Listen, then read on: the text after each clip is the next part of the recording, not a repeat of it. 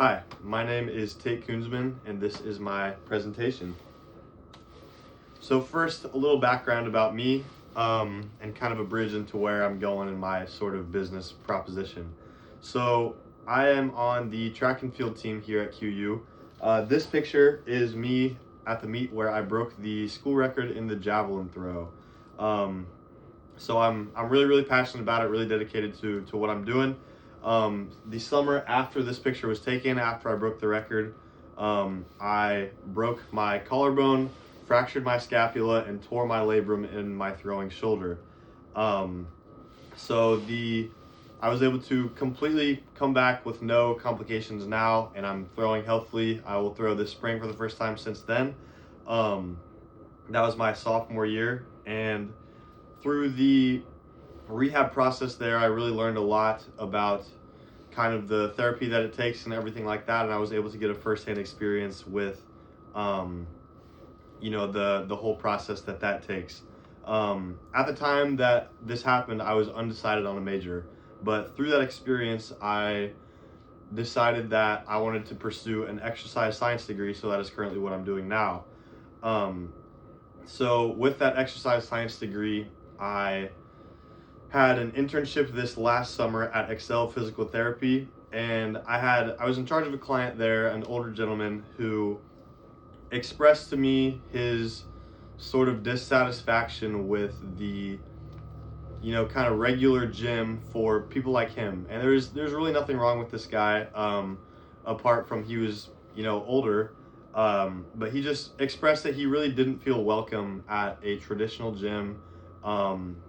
And so I kept that in mind as I kind of went through the summer, and now I'm in a special populations exercise programming class with Professor Johnson, and currently we're going to the YMCA, and we work with people with Parkinson's and just other complications. And so there's a really big difference between the person who can do the least and the person who can do the most in that class. And so these things just sort of expressed, like, it really showed me that we have a problem in the fitness industry.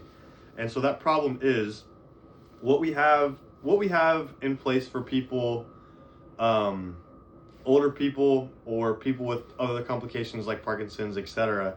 What we have is physical therapy, rehab, which is great up to an extent. Traditional gyms can be very off-putting, as I talked about. That older gentleman I worked with said that was his experience. And as a result of this, people in this demographic, maybe they have Parkinson's, maybe they're just older, people struggle to, maybe they finish their rehab, they finish their physical therapy, and they're sort of almost afraid to go to this regular gym environment. And so people will struggle or sometimes even not go at all. And it's becoming a real problem for that specific demographic. So what that means is we have an opportunity. We know that there's a clear gap between physical therapy and traditional gym going. This demographic that I keep talking about needs support in the middle of those two things. Injury rates, health, and quality of life can be improved for this demographic if we can find a bridge between this low level of exercise and your, the healthiest individual level of exercise.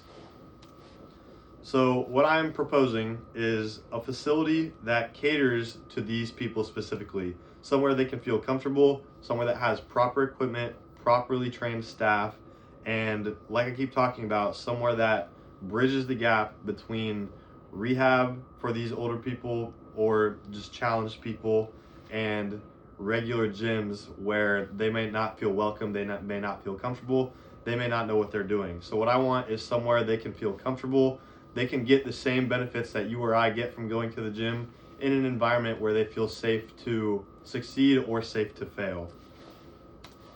This holds a ton of value. We obviously know all the values of exercise, so I won't bore you with those, statistics. But this isn't an exercise issue. This is an accessibility issue.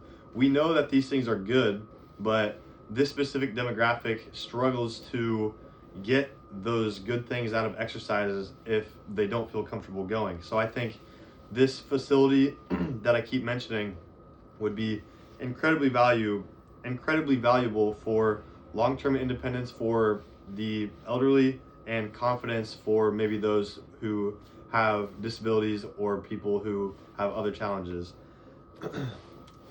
So who obviously would we be talking about? People that are old, just the older population, people with Parkinson's like I talked about, or other issues, people at risk of physical decline, and even people in rural areas. And what I mean by that is I grew up in a town of about 900. So for me, it was difficult to even find somewhere that I could go, to the gym, somewhere, big enough, somewhere that you didn't feel cramped. And so if I had trouble as a young, healthy individual, then I can only imagine the people who are in these rural areas that I can only imagine what they would feel trying to go to the same place, or, I can imagine a lot of them just don't go at all because they just don't feel comfortable in that environment. So then I have my value proposition canvas, which is also on the paper that I'll be submitting into my Moodle, but that is pretty much all I have for you. Thank you.